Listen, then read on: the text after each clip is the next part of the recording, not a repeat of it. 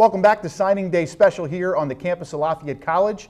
We are here to introduce the offensive players, and I'm really proud to be joined here by Marc Nudelberg, the special teams coordinator here at Lafayette, as well as the recruiting coordinator, so a little bit of double duty for you. Welcome to the show. Great to have you here. Glad to be here again. It's a year ago that we did this, and I'm glad to be back.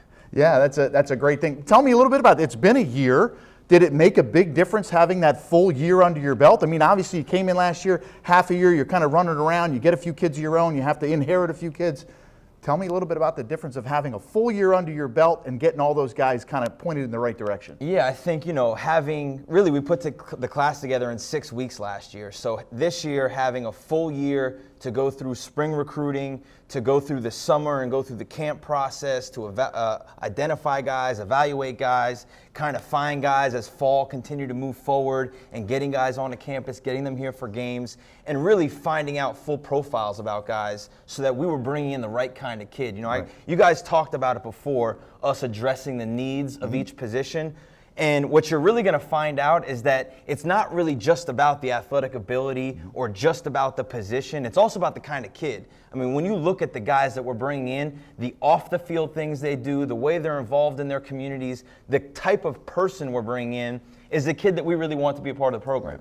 You're looking to bring in, as John always says, a Renaissance man. That's and I've exactly seen a right. couple of those type of kids, those Renaissance men. I have kids that play the piano, play 4 different instruments, involved in SAD, involved in so many different things. So again, the well-roundedness of the human being, get him a chance to get on campus, spending 48 hours with them, which is not a big amount of time to have them here, but the contact periods being limited as well. I mean, it is a full-fledged deal. So to have a year under your belt, it can only obviously pay dividends. So let's talk a little bit. We're going to talk about the offense. We're going to talk about the kids you're bringing in. We're going to talk about maybe a little bit of what you were targeting. And Gary and I mentioned it. Was the offensive line a target for you just from a number standpoint, or where did you kind of focus your attention when you were talking about offensive recruits? Yeah, I think obviously the offensive line, the depth, you can see that. We signed 6, right? So, I mean, obviously the depth of the position was really, really important to us. We lost a few guys injury-wise at the start of camp, and so we thought that we had kind of addressed those needs a little bit in the previous class, and then bing, bang, boom, you get through August, and now you're back in the same boat saying, oh, God, we got to fill these numbers back up. So I thought we did that. Obviously we brought in 6 guys, and if you look at the majority of them, they're multi-sport athletes. Yes. They're not just football players, offensive linemen. They're guys who play basketball, who play lacrosse, who throw the shot put. So when you look at those things, that we're filling an athletic need. We're not just going out and getting big guys. Obviously, it's great that we got the size that we got averaging at 6'5", but those guys can move. Yes. They're athletic, and they can do the things that we're going to ask them to do here. Yeah, I thought that was one of the most important things. When I looked at the overall class and I watched each individual player, and I've looked through Huddle and all their tape, and I've watched their videos I've looked at their Twitters, all that type of stuff that they tweet out. You got to watch that stuff as well.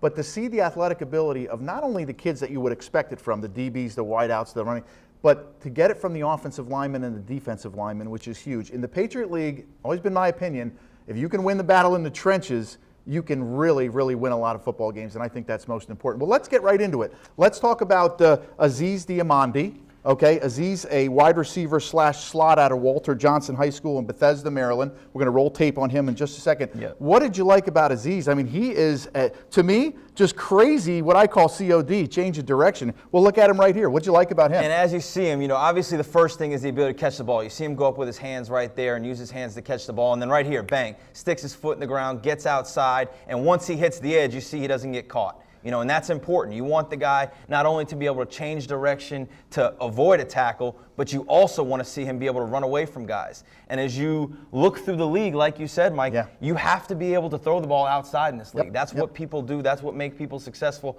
on offense. And we thought that we did that by bringing in our wide receivers in this class, and obviously Aziz being one of those guys. Yeah, and what I wrote is not he's strong too. I mean, the kid's put together really well. I wrote down playmaker. I mean, the kind of kid that you need to find a way to get him touches, right? I mean, it's all about touches. Yeah, I mean, and you talk about, okay, well, what slot does he fit? Is he a slot receiver? Is he strictly an inside guy? Or does he have the ability to move outside to Z, to stretch the field and do some things in the post game and those kinds of scenarios? And really, he fits that mold because he's strong enough to run through contact, kind of play off linebackers inside, but he also has the speed outside to stretch the field, to make that safety, open up his hips and run with it, to either open up the stuff underneath or run by him and get the deep ball. And that's so important, a kid that can do that from the slot or do that from the exterior out by the numbers, that can stretch and blow the top off of defense, opens so many things up. And with your offense, you want to be able to get the tight end the ball. You want to be able to get the ball to the backs out of the backfield. And everything we see, you saw it in the Super Bowl. If you can blow the top off sometimes,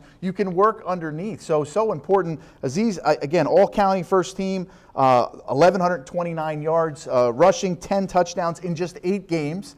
And like you mentioned before, more than just a one-sport athlete, track, runs the 4x100. Anytime you can get a skill guy who runs track, you want that. And if he's on the 4x1 team, then that means he's one of the fastest guys at the 4x1, and that's what you want. Yeah, his mother was a college basketball player. He plans to major in economics. We'll talk about the academic part of it as we go along, but all of these kids, as we're going to see, economics, mechanical engineering, accounting. I mean, these kids obviously have to do it in the classroom, even step on campus. And then you say, okay, he's a multi-sport athlete, that's great, right? He does all these things, that's great. But he also helps in a special needs class in his school, right? So that's where we talk about Renaissance men, right? Not just great in the classroom, not just great on the field, also great in the community or in your environment, wherever it is that you can help. Whether it be school, out in your community, at home, wherever it is, giving the extra help and doing the things that make you that kind of extraordinary human being. And that's the exact type of player he is. And I saw the runs a 4.5, the strength in the legs, 400-pound deadlift, 425-pound squat. I mean, these are kids that are going to come in and they can be impactful. And for you, as a special team coach, you got to be salivating saying, okay, there's a kid that can run down as a 3 on me on the kickoff. He can block. He can do the things I need him to do with his hips on punt return. I see one thing in Aziz. I see a returner. There you go. There you go. He's got speed. You know what I mean? Touches, obviously, right? I would love if he can run down on kickoff and do all those other kind of things, but I know for sure you get the ball in that guy's hands and he can be dynamic. And obviously, you talked about it at the start of the show with the kickoff return against Lehigh, how quickly that can change a game. Boy. I think we have a chance to really get better at punt return as well with some of the guys we're bringing in and some of the guys who are kind of returning from injury and are going to help our roster this year.